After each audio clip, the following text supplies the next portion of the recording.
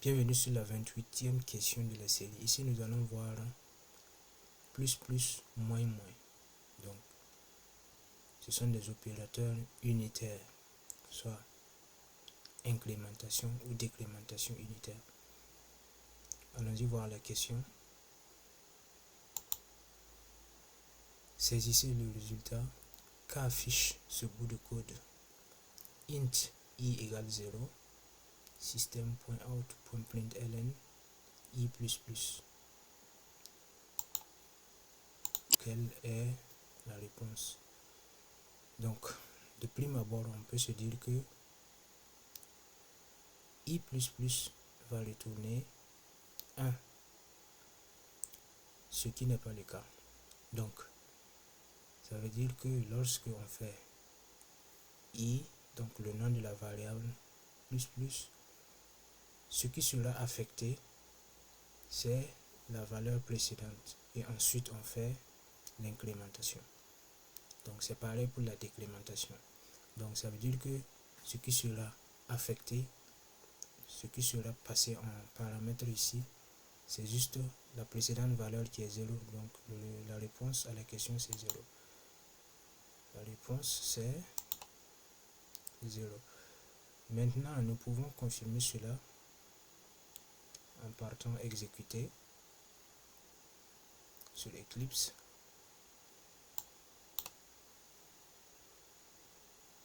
Faisons le test.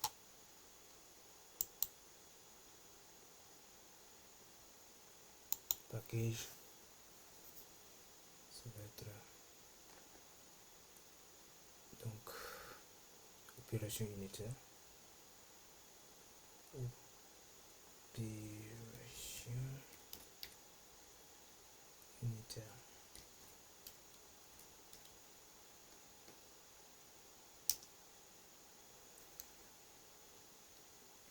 Ça.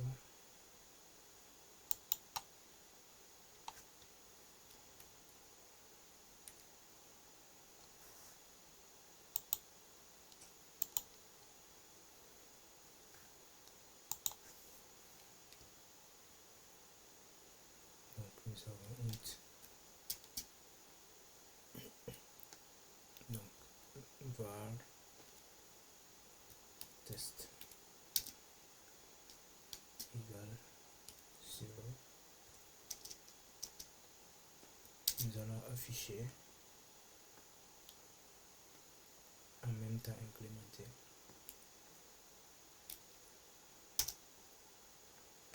Donc var test plus exécutons.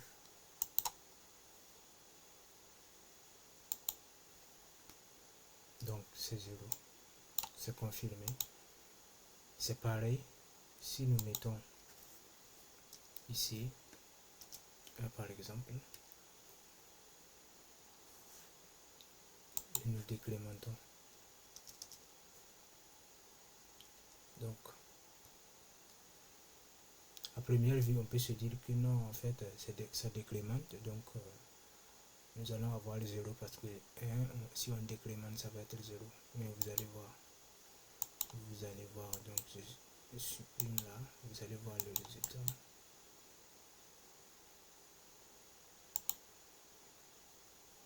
Donc ça reste 1. Donc pour que ça marche en même temps, ce que nous pouvons faire, donc je reviens à l'exemple initial, ce que nous pouvons faire, nous allons mettre l'incrémentation au début. Nous allons mettre l'incrémentation au début. Là, ça ne va plus rester 0, ça va être 1. Nous exécutons, donc je supprime là, j'efface la console et je réexécute. Voilà, c'est 1.